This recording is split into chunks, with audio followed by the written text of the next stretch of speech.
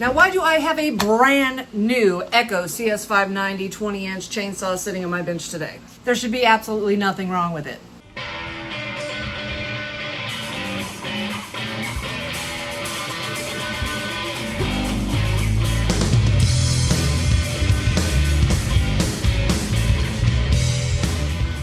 So what's this brand new saw doing in the shop? Well, my customer says it won't start. That the first day he had it, it ran fine. Goes to start it up the next day, will not hit a lick.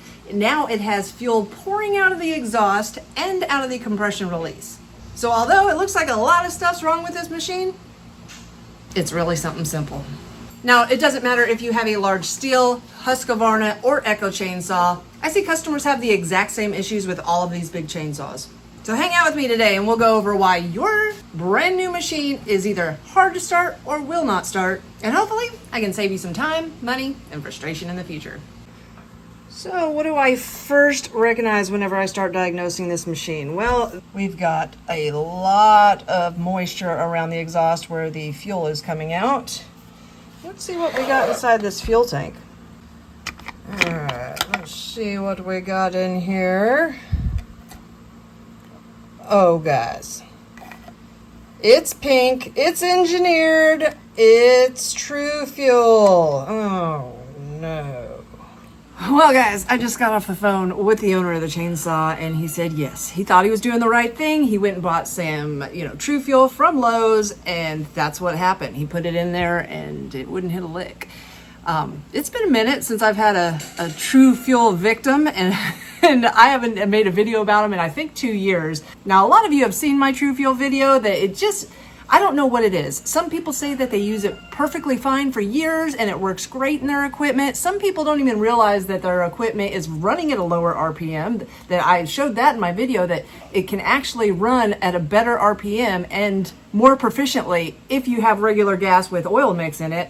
Now, True Fuel is great for storage. If you're going to let something sit for a year or two, put True Fuel in there, prime it up into your carburetor, pull your pull rope a few times to get it to pump up into your carburetor, because every time somebody comes in with one of these cases and they say their machine won't start and it just has the True Fuel in it, even if it's been sitting for a long time, I can just dump their old fuel out, put some fresh fuel in there, and most of the time it'll start. So it's great for storage, but running in these machines, it's hit and miss, guys. You might get lucky and it runs just fine, but then again, I've seen way too many machines that it just will not work in.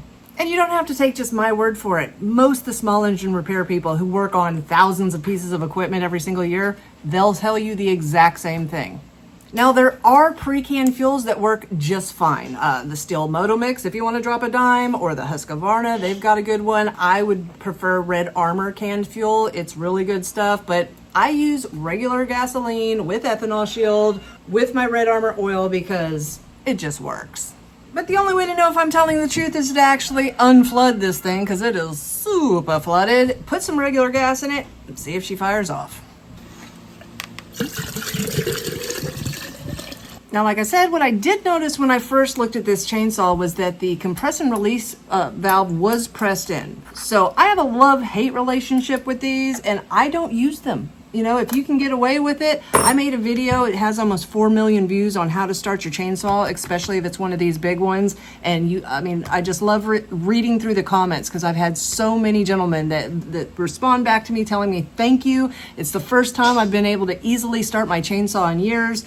And if I will leave a link to that video right up above or in the description box below if you're having a hard time starting your chainsaw, because there really is a trick to it. Now, to unflood it fast, we do want to remove the spark plug, give it a few pulls. I might even get my air and blow into it a little bit. But it has been sitting for a day and it doesn't look like it's too flooded. I don't see a light mist coming out, so that's good. So I think we're good to go. I'm gonna throw some of my fuel in there, and unless the muffler has a bunch of fuel left in it, I think it's gonna pop off with my gas. Alright, let's take her outside, see what she does. Y'all can tell it is 90 degrees today, like 85% humidity here in Arkansas. I'm melting. All these have come in this week. We have a lady that just had her zero turn at another repair shop. Got an estimate she didn't like. That I'm gonna have to make a completely separate video on because it's got a crazy story behind it. Bunch of push mowers that Alex fixed. We've got this deck here that came off this John Deere that we're waiting to decide, or what the customer wants to do. Brought it in thinking that the pulley on his transmission was out. Unfortunately, the entire top end of the transmission is wallered out. So not sure what we're going to do with that one. John Deere, you know, used to have transmission issues. Got this oldie but goodie. Ron put the magnets back on the flywheel. My niece's mower, she filled it up with water. We had to remove the entire fuel tank, try to get it all cleaned out, but the carburetor still is not wanting to act right. This one, we are waiting on a brand new spindle. And this one is, you know, I don't know, bought it at a auction, I think he said. Doesn't know much about it. Those are always fun. And Alex just knocked out this Troy-Bilt. The belt had jumped off of this pulley, got stuck between the belt guard and the pulley and burned up, so got that replaced. So we're just chugging right along. Things have not slowed down around here. Now, this is a cold start. I have absolutely no idea what it's going to do. It can still possibly be flooded inside the exhaust, which would make it not want to start. I'm first going to go ahead and not choke it. I'm not using the compress and release. I'm just going to try to start it because it might still be a little flooded. It is turned on.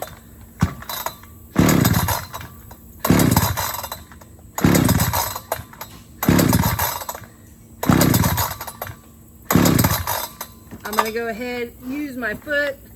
I can't start them standing up. You guys can, but I'm going to put my foot in here so I can push the throttle trigger a little bit and give it a little bit more airflow.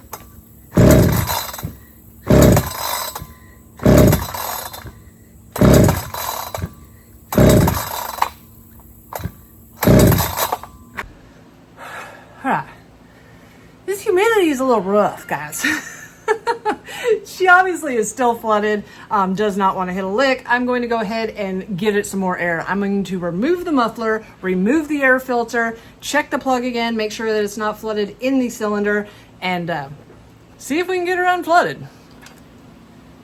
Oh yeah, we are super wet there. I don't know if you can really see it in the video, but it's flooded. Let's go ahead. Oh yeah, check that out. It is still just pouring out.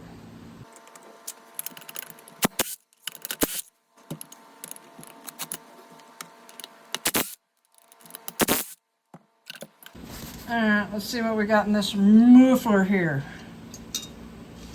Oh yeah. What do we call that, guys? Super flooded.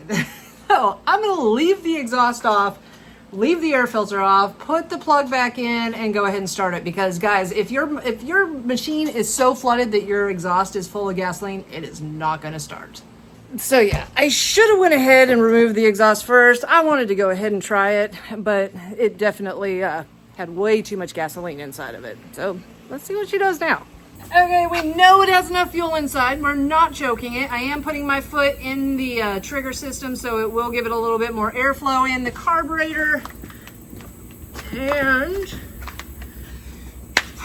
see what she does.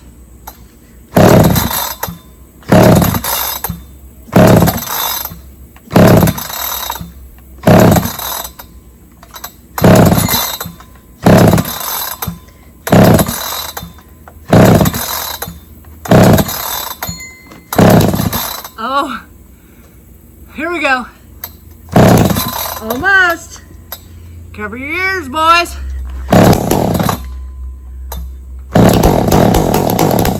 Oh, so close.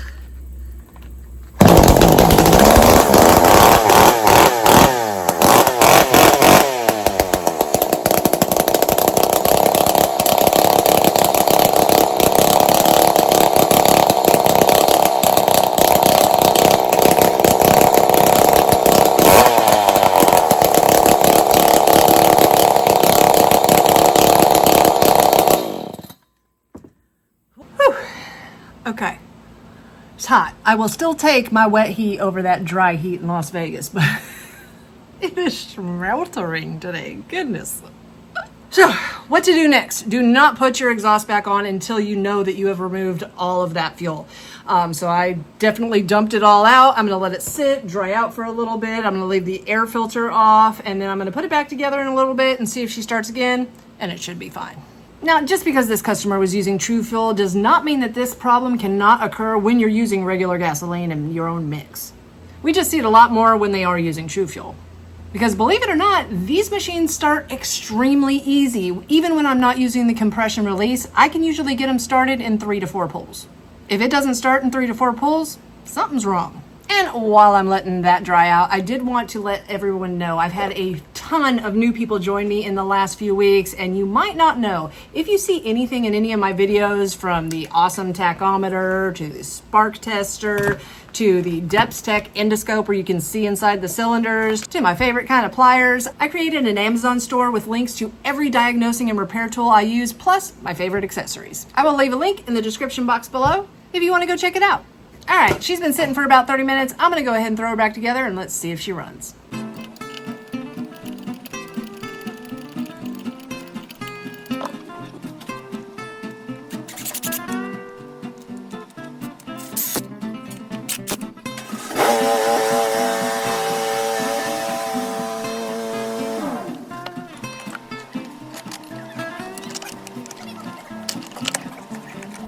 Okay, we got her turned on. I'm not going to choke it just yet.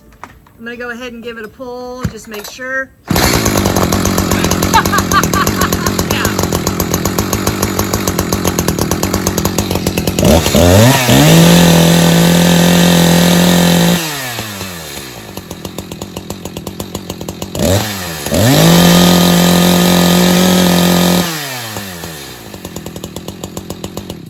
Well guys, that's the fix. Hopefully this video will save you some time, money, and frustration in the future. If you haven't found me at Facebook, find me at facebook.com/Chickanic. Find me on Instagram at TheRealChickanic, or find me at Chickanic.com. And if you find yourself coming back over and over again, think about hitting that subscribe button. And if you ain't tired of me yet, check this video out right here.